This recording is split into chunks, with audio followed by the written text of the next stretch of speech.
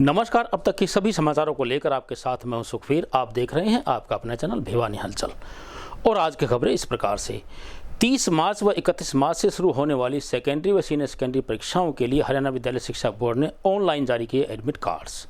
वार्षिक परीक्षाओं को लेकर सभी तैयारियां हुई पूरी, यह कहना है बोर्ड अध्यक्ष डॉक्टर जगबीर सिंह का। बोर्ड उपाध्यक्ष वीपी यादव व सचिव कृष्ण कुमार के साथ संयुक्त रूप से प्रेस वार्ता करके उन्होंने बताया कि परीक्षार्थियों को परीक्षा के दौरान कोविड-19 के दिशा निर्देशों का पालन करना जरूरी होगा। हरियाणा विद्यालय शिक्षा बोर्ड आज 10वीं और 12वीं की शैक्षणिक और मुक्त विद्यालय की परीक्षाओं के लिए एडमिट कार्ड जारी कर रहा है। सायंकाल 5 बजे से प्रत्येक विद्यार्थी अपना विद्यालय या विद्यार्थी अपलोड कर सकेंगे। इस बार सीनियर सेकेंडरी की परीक्षाएं 30 मार्च से शुरू होकर के 17 अप्रैल तक चलेंगी और 10वीं कक्षा की परीक्षाएं 31 मार्च से लेकर के 20 अप्रैल तक संचालित की जाएंगी। परीक्षाओं का समय दोपहर 12:30 बजे से 3 बजे तक रखा गया है। प्रत्येक विद्यार्थी को आधा घंटा पहले आना अनिवार्य है। प्रदेश भर में 1547 परीक्षा केंद्रों पर ये परीक्षा की जाएगी और जिसमें सेकेंडरी के 1470 और सीनियर सेकेंडरी के 1138 परीक्षा केंद्र बनाए गए हैं। कुल 6,68,589 परीक्षार्थी प्रविष्ट होंगे, जिसमें 3,68,498 छात्र हैं और 3,91,000 छात्राएं हैं। सेकेंडरी परीक्षा में 3,78,452 परीक्षार्थी प्रविष्ट होंगे। मुक्त विद्यालय सेकेंडरी के ही 42,072 परीक्षार्थी शामिल होंगे। इसी प्रकार सीनियर सेकेंडरी में 2,90,137 परीक्षार्थी प्रविष्ट होंगे, जिसमें मुक्त विद्यालय के 38,752 परीक्षार्थी सम्मिलित होंगे। इस बार नकल रोकने के लिए बोर्ड ने 372 प्रभावी उड़न दस्तों का गठन किया है और परीक्षा ड्यूटी में किसी प्रकार की कोताही बरतने पर प्रत्येक अध्यापक के विरुद्ध विभागीय कार्रवाई अमल में लाई जाएगी। प्रत्येक विद्यार्थी की तलाशी लेना अनिवार्य है और प्रत्येक इन्विजिलेटर अपने कमरे के बच्चों की तलाशी लेने के बाद अपना स्वयं का मोबाइल भी, और विद्यार्थी भी यदि कोई मोबाइल लेकर आया है, तलाशी लेने के बाद उसकी मोबाइल लेते हुए चीफ सुपरिटेंडेंट को जमा कराएंगे सभी। सोमवार सुबह भारी संख्या में महिलाओं व बच्चों ने चावल व दही का भोग लगाकर किया सोमवारी माता का पूजा अर्चना। आपको बता दें कि होली के त्यौहार के बाद प्रथम सोमवार को फाल्गुन मास में सोमवारी माता की पूजा अर्चना करने से भक्तों को मनोवांछित फल की प्राप्ति होती है। वहीं इस अवसर पर महिलाओं ने अपने परिवार के साथ सलामती के लिए मन्नतें मांगी। फागुन मास में होली के बाद पहले सोमवार को माता के दर्शनों के लिए भीड़ शुरू हो जाती है और शीतला माता के भोग लगाए जाते हैं। इसी के चलते आज बागकोठी क्षेत्र स्थित सोमवारी माता मंदिर में भी भक्तों की भारी भीड़ देखने को मिली। प्राप्त जानकारी के अनुसार रात को खाना बनाकर रखा जाता है और सुबह सभी श्रद्धालु माता रानी के दर्शन करने और भोग लगाने आते हैं। आज के दिन भी भक्तों ने मैया को दही चावल का भोग लगाया और अपनी मनोकामना पूर्ति की प्रार्थना की। 15 साल से सोमवारी माता की सेवा करता आ रहा हूँ और भली भांति मेले का आयोजन होता है। किसी भी भाई का कोई भी 10 रुपये का कोई नुकसान नहीं हुआ है अभी तक और सदा मतलब लोगों की भावना को देखते हुए हर साल मेला भरा जाता है, जिसमें कि लाखों श्रद्धालु आकर पूजा अर्चना करते हैं और अपनी मनोकामना पूरी करते हैं। सोमवारी माता के दिन हम भोग लगाने आए हैं यहाँ पर शीतला माता का। शीतला माता हम नयनाज मंडी से आए हैं। हमारी मानी हुई माता है। हम बस माता रानी सबकी भली करे जी। सोमवारी माता है या सारी दुनिया धोकन आवे इसने सबकी मनोकामना पूरी करे से। पिछली 2 साल कम दुखी, इनका बहुत भीड़ है, बहुत दुखी से और सबकी आशा पूरी करे है मैया रानी। जय मैया रानी। सोमवारी माता बहुत भीड़ हुई। सोमवार को ढाणा रोड पर स्थित गली नंबर 2 से गली नंबर 9 तक रहने वाले निवासियों ने दूषित पेयजल आपूर्ति व सीवरेज ओवरफ्लो की समस्या को लेकर जिला प्रशासन के खिलाफ अपना रोष प्रदर्शन किया। रोष प्रदर्शन करने वाले भगवान दास, कालिया, प्यारेलाल व ओम प्रकाश इत्यादि ने बताया कि वे पिछले 2 वर्ष से इस समस्या का सामना कर रहे हैं, लेकिन प्रशासन का इस ओर कोई ध्यान नहीं है। दादरी के ढाणा रोड स्थित गली नंबर 2 से 9 तक पीने का गंदा पानी आने और ओवरफ्लो सीवरेज की समस्याओं को लेकर क्षेत्रवासियों ने जमकर रोष प्रदर्शन किया। क्षेत्रवासियों ने बताया कि पिछले करीबन 2 सालों से क्षेत्र में पीने का गंदा पानी आ रहा है और सीवर ओवरफ्लो होने के कारण गलियों में भी गंदा पानी भरा रहता है और पीने के पानी की लाइन लीकेज होने के कारण सीवरेज का पानी पीने के पानी की लाइन में भर जाता है। उन्होंने बताया कि उपरोक्त समस्याओं को लेकर जिला प्रशासन और संबंधित विभाग के अधिकारियों को लिखित में शिकायत दे चुके हैं, लेकिन उनकी समस्या का कोई समाधान नहीं हुआ। उपरोक्त समस्या का समाधान न होने के कारण क्षेत्रवासियों ने रोष प्रदर्शन किया और रोष प्रदर्शन की गंभीरता को समझते हुए मौके पर अतिरिक्त उपायुक्त राहुल नरवाल पहुंचे और अधिकारियों को समस्याओं का समाधान करने के आदेश दिए। पानी आ रहा है बहुत ज्यादा, कई 3-4 महीने से। क्या नाम आपका? क्या? जगबीर सिंह है, गली नंबर 9 ढाणा रोड, दादरी के ढाणा रोड। पानी की समस्या बहुत, सीवर भी जो भरे हुए हैं और 3 महीने से बच्चे बीमार हो रखे हैं। पानी इतना गंदा है, पी नहीं सकते बिल्कुल भी। पानी हम दिखा के साथ दिखा रहे हैं, फोटो दे रहे हैं, कंप्लेंट दे चुके हैं, काफ़ी कंप्लेंट दे चुके हैं, लेकिन कोई कार्रवाई नहीं। मेरा नाम भगवान दास, कालिया, धाणे समाज जिला प्रधान। ये सर ढाणा रोड गली नंबर 2 से लेकर 9 तक ये काफ़ी दिन से, आज से कम से कम 1.5 साल के लोग हो गया, पानी इतना ख़राब आने लग रहा है और सीवर भी है ना, इतने मतलब सीवर भरे उड़े हैं। इन अधिकारी के पास आते हैं तो गोलीबाजी देते ही हैं। और पानी देखो कितना गंदा पानी है, नहाने के लिए भी है ना 2-3 दिन हो गए नहाई। और ये है ना गोलीबाजी इतने दे रहे हैं महकमा वाले कि मतलब आज करवा दें, तड़के करवा देंगे। सीवर वाले आते हैं तो फट्टी लेके जाते हैं, फट्टी मार के और गोलीबाजी करके कोटा पूरा का वापसी आ जाते हैं। ऐसा ही पानी के लिए है, पानी वाले जाते हैं, चेक कर जाते हैं घरों में जा के, मगर उनके हिने को कार्रवाई नहीं कर रहे। 9 नंबर गली है और इसके अंदर गंदा पानी आता है सीवर का। मेरा नाम धर्मवीर शर्मा है और 9 नंबर गली है। पानी बहुत गंदा आता है, इस वजह से लोग बीमार होने लग रहे हैं। प्रशासन कोई सुनवाई नहीं कर रहा हमारी। काफ़ी बार शिकायतें कर चुके हैं, फिर भी कोई आश्वासन दे देते हैं, लेकिन कोई कार्रवाई नहीं होती ज़मीनी स्तर पर। मेरा नाम रिटायर्ड सूबेदार राम कुमार सांगवान है। मैं गली नंबर 9 हाउस नंबर 1 का वासी हूँ। हमारे यहाँ पहली बात तो ये तकलीफ लगभग 4 साल से है, 4 या 5 साल से। नाले की सफाई हुई थी जेसीबी से, उस टाइम पता नहीं मेन लाइन फटी हुई है या क्या वजह है। सुबह पहला पानी जो भी आता है वो बहुत ही गंदा, जो कि मैं बोतल में लिए खड़ा हूँ। और घर के अंदर भी पूरे नलकों में जहाँ पानी गया है बदबू हो रखी है। तो हमारा कोई घर जा कर के अपना प्रतिनिधि भेज करके ये चेक कर सकते हैं जिस घर में गंदा पानी या बदबू नहीं उठ रही हो। तो हम अपनी पूरी टंकियाँ साफ़ करवा के थक चुके हैं और अपना सप्लाई का टैंकर पेमेंट गिरवाते हैं अपनी टंकी। नौकरी के अभाव में खिलाड़ी हो सकते हैं पथभ्रष्ट, यह कहना है राष्ट्रीय व अंतर्राष्ट्रीय स्तर पर पदक विजेता खिलाड़ियों का। उन्होंने हरियाणा सरकार से ग्रुप ए व ग्रुप बी में खिलाड़ियों के आरक्षण को जल्द से जल्द बहाल करने की मांग को लेकर रोष प्रदर्शन किया। वहीं राष्ट्रीय व अंतर्राष्ट्रीय स्तर पर इनाम प्राप्त करने वाले खिलाड़ियों के लिए भविष्य में रोजगार के दरवाजे बंद होने की बात उन्होंने कही। हरियाणा सरकार द्वारा ग्रुप ए और बी में स्पोर्ट्स कोटे की 3% नौकरी को खत्म किए जाने के विरोध में आज भिवानी में अंतर्राष्ट्रीय और राष्ट्रीय स्तर के सैकड़ों खिलाड़ियों ने रोष प्रदर्शन किया और हरियाणा प्रदेश में खेल कोटे के तहत मिलने वाली नौकरियों को पुनः बहाल करने की मांग उठाई। सरकार के फैसले के अनुसार अब केवल खेल विभाग तक ही इस कोटे को सीमित कर दिया गया है। ऐसे में हरियाणा प्रदेश के लगभग 81 विभागों और 2 दर्जन के लगभग सरकारी उपकरणों में उच्च वर्ग की नौकरियों में खिलाड़ियों की भर्ती का रास्ता बंद हो गया है। ऐसे में खेल के मैदानों में पसीना बहाने वाले खिलाड़ियों की उच्च पदों पर पहुंचने की आस खत्म हो गई है। अब राष्ट्रीय और अंतर्राष्ट्रीय स्तर के खिलाड़ी सिर्फ कैश, अवार्ड और मेडल से ही अपना काम चलाना पड़ेगा।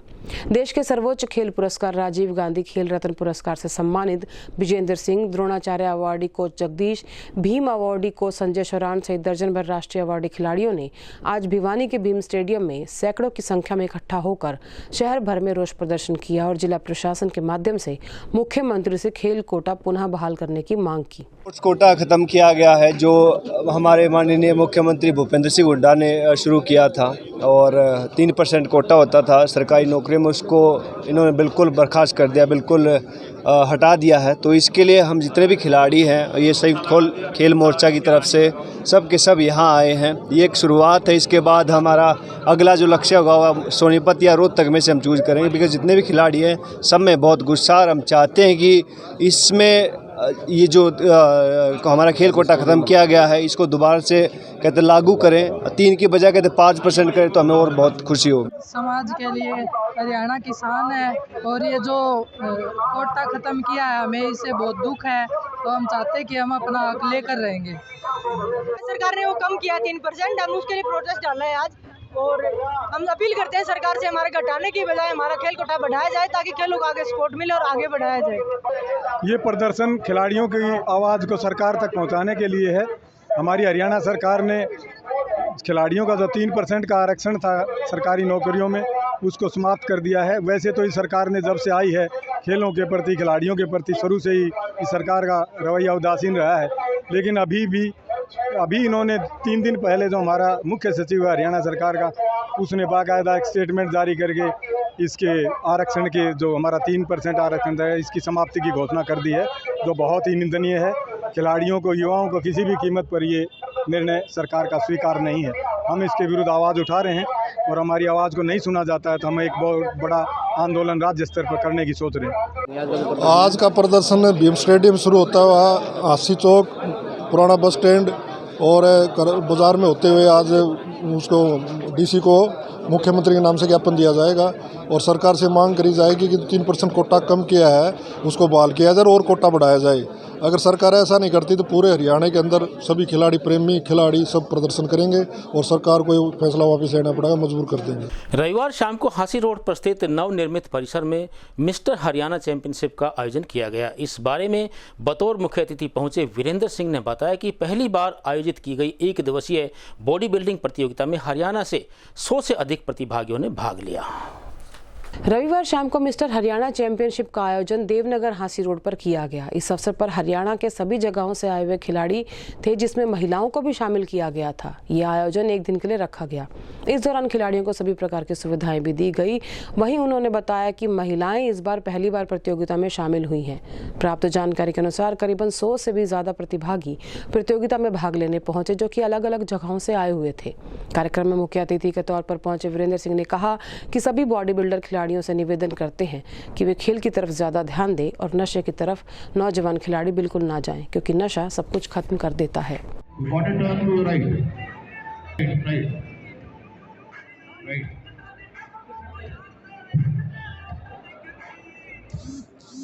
इधर भैया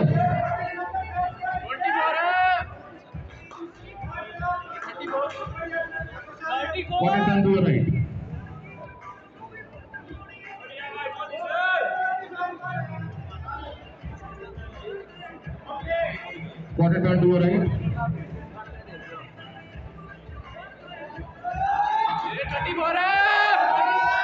ये मैं मिस्टर हरियाणा करवा रहा हूँ 2022, जो हर साल करवाता हूँ अपने हैशटैग जिम से और मेरे नाम से। इसमें बाहर से जितने भी बड़े जो स्पॉन्सर हैं, खिलाड़ी वगैरह हैं मिस्टर हरियाणा लेवल के, वो सभी आए हुए हैं और आज काफ़ी कुछ अच्छा मतलब रिस्पॉन्स आया। ये स्टेट का है या स्टेट लेवल मिस्टर खिलाड़ी आए हुए हैं और वोमेन कैटेगरी है जो हमारे भिवानी लेवल में पहली बार वोमेन हिस्सा लिया और आने वाले टाइम में हो सकता है इससे भी ज़्यादा अच्छा रिस्पांस मिले। बहुत और खुशी का एक बहुत बड़ा तोहफा हमारे छोटे भाई अमित जी लेकर आए हैं। इन्होंने अपने लेवल पे ही हरियाणा का बॉडी बिल्डर चैम्पियनशिप 2022 करवाई है। शायद भिवानी में इससे पहले कभी नहीं हुई होगी। इससे भिवानी के लिए और खुशी का क्या मौका हो सकता है। इन्होंने ऐसी पहल की है जिसकी बहुत अच्छी शुरुआत है, बहुत बड़ी अच्छा कदम है। हम इस भाई की सराहना करते हैं। मैं यहाँ बतौर मुख्य अतिथि पहुँचा हूँ, इसके लिए मैं इन सभी का वो करता हूँ और मैं इन खिलाड़ियों को ये भी कहता हूँ कि भाई खेल को खेल की भावना से खेलना चाहिए, जिससे आजकल युवाओं में बहुत सी बुराइयां पैदा हो रही हैं। खेल एक ऐसी है जिससे मतलब बुराइयां छूट सकती हैं, बुराइयां में नहीं पड़ते। न पढ़ने की आदत होती है। तो मैं भाई का बहुत ही सराहनीय कदम के लिए इनका बहुत बहुत आभार प्रकट। कृष्णा कॉलोनी से जीतूवाला जोहड़ की तरफ जाने वाले दिनोद रोड पर बन रहे ओवरब्रिज में हो रही देरी को लेकर नागरिकों ने अनेक समस्याओं का सामना करने की बात कही। वहीं सरकार से इस पुल के निर्माण की शीघ्र मांग करते हुए स्थानीय नागरिकों ने बताया कि विभिन्न विभागों के तालमेल के अभाव में निर्माण कार्य धीमी गति से चल रहा है।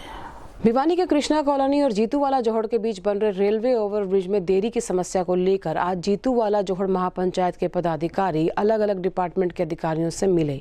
गौरतलब है कि पिछले कई महीने पहले इस पुल का काम शुरू हुआ था, लेकिन पब्लिक हेल्थ और B&R विभाग के तालमेल की कमी के कारण पिछले 2 महीने से इस पुल के निर्माण में देरी हो रही है। महापंचायत सदस्यों ने बताया कि दोनों डिपार्टमेंट के बीच तालमेल की कमी के कारण सीवर और पानी की लाइन शिफ्ट नहीं हो पाई, जिसके कारण पुल का निर्माण कार्य रुका हुआ है। इसलिए 8 महीने का समय निकल चुका है। अगर इसी प्रकार विभागों के बीच तालमेल की कमी रही तो पुल के निर्माण कार्य में काफी समय लग सकता है, जिससे क्षेत्रवासियों को परेशानी होगी। आज उसी मांग को लेकर क्षेत्रवासियों ने एक्शन पब्लिक हेल्थ और SDO विभाग से मिलकर अपनी समस्या से अवगत कराया और जल्द ही इस समस्या के समाधान की मांग की। समस्या तो सर ये ORB जो कृष्णा कॉलोनी जीतूवाला जोड़ पर बन रहा है, उसके लिए आज महापंचायत श्री जीतूवाला जोड़ वाली सभी पदाधिकारी आज माननीय सभीयों ने मिलकर एक्शन PWD B&R और पब्लिक हेल्थ के एक्शन से हम मिलने के लिए आए हुए हैं। हमने सबसे पहले तो एक्शन रंगा जी से मिले, उनसे हमने अपनी समस्या रखी, क्योंकि ORB का जो पुल बनना था उसका 18 महीने का समय था। उसकी समस्या को लेकर आज तक उसका 10-20% भी काम पूरा नहीं हुआ, क्योंकि ये समस्या इसलिए बनी हुई है क्योंकि जो सीवर की जो समस्या है, पानी की जो लाइन गई हुई है, अभी तक पब्लिक हेल्थ ने उसको हाथ भी नहीं लगाया।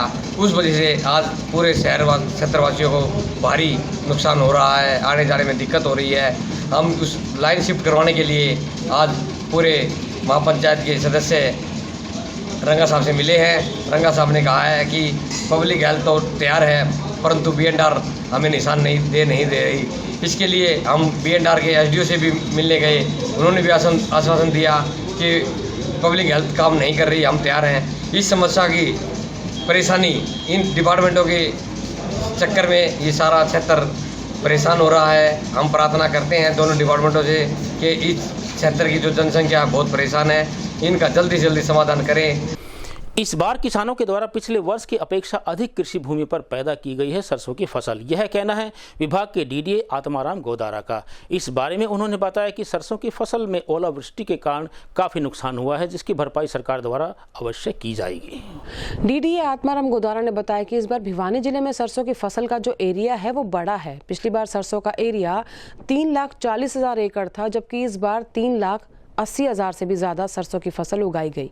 इस बार टाइम से बारिश हो गई, जिससे सरसों की फसल से किसानों को फायदा भी हुआ। उन्होंने बताया कि 12 गांव में ओलावृष्टि की वजह से किसानों को नुकसान हुआ है, जिसकी भरपाई भी की जाएगी। इस बार सरसों की कीमत 7,000 रुपये क्विंटल के हिसाब से किसानों की फसल खरीदने की बात उन्होंने कही। वहीं उन्होंने ये भी कहा कि ये सरसों नहीं बल्कि सोना है। भिवानी में हमारे सरसों का एरिया जो पिछले साल से काफ़ी बड़ा है। पिछली बार हमारा सरसों का एरिया लगभग 3,40,000 एकड़ था और इस बार हमारा एरिया 3,80,000 से प्लस ही है, मतलब 82-83,000 एकड़ एरिया हमारा सरसों का है। तो पिछले साल की तुलना में लगभग 40,000 एकड़ एरिया हमारा इस बार बड़ा है। और इस बार एक क्या टाइमली बारिश हो गई थी, अच्छी ज़मीन में अच्छी नमी थी, तो सरसों की बिजाई भी अगेती हो गई थी।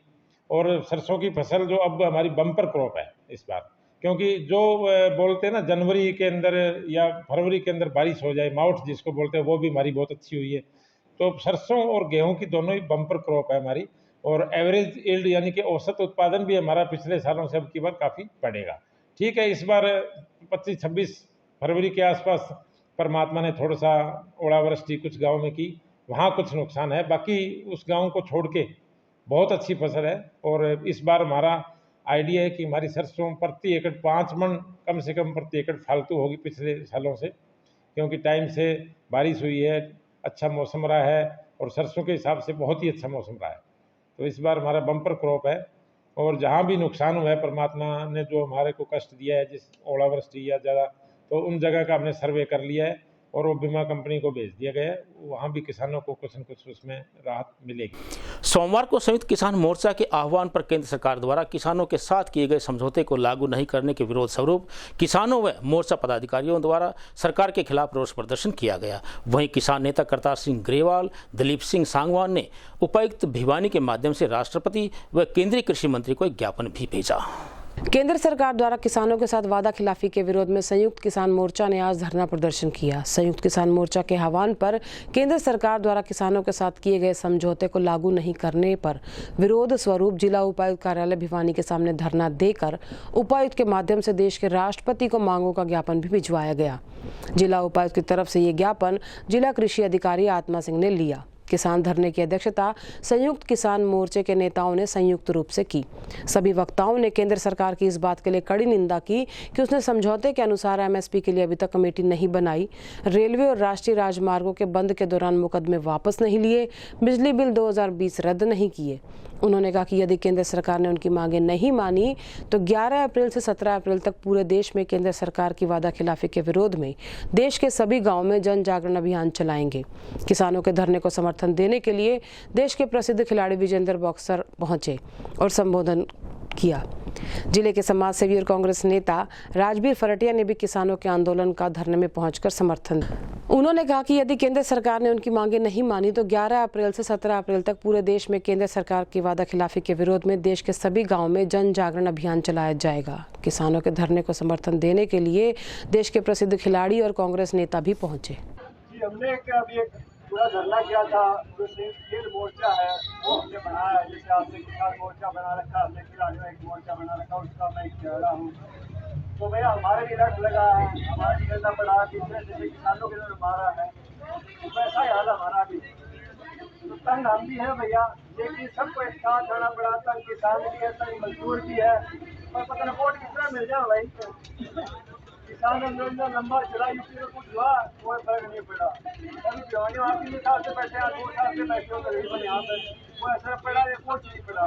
तो बाकी का रट लगे, सब के सब इकट्ठे हो, इंसान खड़े हो, चाहे वो किसान है, चाहे वो मजदूर है, चाहे वो खिलाड़ी है, चाहे वो कोई दूसरे पक्ष का है, सबको एक साथ आना पड़ेगा। किसानों के साथ आपके साथ वादा खिलाफी चली गई है, सरकार द्वारा आपकी केस वापस नहीं लिए गए। हमारे सीबीआई भाई बैठे हैं यहाँ पे, इनको निकाल दिया गया। जो 2010 में भूपेंद्र सिंह हुड्डा की सरकार में भर्ती किया गया था, इसलिए निकाल दिया गया कि भैया कांग्रेस में भर्ती हुई थी। ये तो बदलाव को चुप होता है। जो भैया अच्छे काम करेगा, जो लोगों की भलाई करेगा, उसके जयकारा हम भी करेंगे। वैसे वो बीजेपी हो चाहे वो दूसरी पार्टी हो। ये किसान मोर्चा प्रदर्शन इसलिए हो रहा है कि एमएसपी की कमेटी सरकार ने नहीं बनाई। जब केंद्र सरकार से किसानों का समझौता हुआ था तो ये कहा था कि तीनों कृषि कानून रद्द कर दिए जाएंगे और एमएसपी की कमेटी बनेगी, लेकिन एमएसपी कमेटी नहीं बनाई और जो सेंटर के केस दर्ज थे वो वापस नहीं लिए हैं। और जो टैनी है, अजय टैनी गृह मंत्री, राज्य गृह मंत्री केंद्र सरकार, उसका इस्तीफा नहीं लिया है। इन सभी मांगों के लिए आज संयुक्त मोर्चा की तरफ से ये आज प्रोग्राम है। भाई मैं राजबाला धनाना, महिला विंग की प्रधान, भारतीय किसान संघर्ष समिति की प्रधान। मैं आज का हमारा ये टारगेट है भाई, जो इसने वादे करे थे सरकार ने ये वादे पूरे नहीं करे हैं। ये जो एमएसपी पे कही थी वो एमएसपी नहीं दी है। जो हर चीज़ का वादा करे है ये वादा मुकर रही है। हम जब तक हमारी पूरी मांग नहीं हो लेगी ना, इतना हम डट के मुकाबला कराएंगे, विरोध में खड़े रहेंगे, न्याय के प्रतीक चलेंगे, न्याय में खड़े रहेंगे। और जय जवान जय किसान, किसान एकता जिंदाबाद। सोमवार को बिजली बोर्ड परिसर में स्थित डिस्पेंसरी में जांगड़ा मल्टी स्पेशलिटी हॉस्पिटल द्वारा निःशुल्क चिकित्सा शिविर का आयोजन किया गया। कैंप का शुभारंभ बिजली विभाग के एससी राजवीर सिंह ने किया। वहीं इस अवसर पर डॉक्टर सुभाष जांगड़ा व उसकी टीम सदस्यों द्वारा अनेक मरीजों की जांच करते हुए उन्हें निःशुल्क दवाइयां वितरित की गई। बिजली बोर्ड डिस्पेंसरी में जांगड़ा मल्टी स्पेशलिटी अस्पताल के बैनर तले निःशुल्क मेडिकल कैंप का आयोजन किया गया। कैंप में बिजली बोर्ड के एससी रणबीर सिंह ने मुख्य अतिथि के तौर पर शिरकत की और कैंप का उद्घाटन किया। एससी रणबीर सिंह ने कहा कि मरीज के लिए डॉक्टर भगवान का रूप होता है। उन्होंने कहा कि आज का दौर बीमारियों से भरा हुआ है, इसलिए हमें कुछ सावधानियां भी बरतनी चाहिए। कैंप में डॉक्टर सुभाष जांगड़ा और डॉक्टर गौरव ने मरीजों के चेकअप के साथ साथ उनके ब्लड की भी निःशुल्क जाँच की। बिजली कर्मियों ने अपने स्वास्थ्य की जाँच कराने के साथ साथ ब्लड के सैंपल भी दिए। डॉक्टर सुभाष जांगड़ा ने मरीजों को परामर्श देते हुए कहा कि हमें अपने खान पान में विशेष ध्यान देने की जरूरत है। हमें दूध, दही और सलाद का प्रयोग करना चाहिए।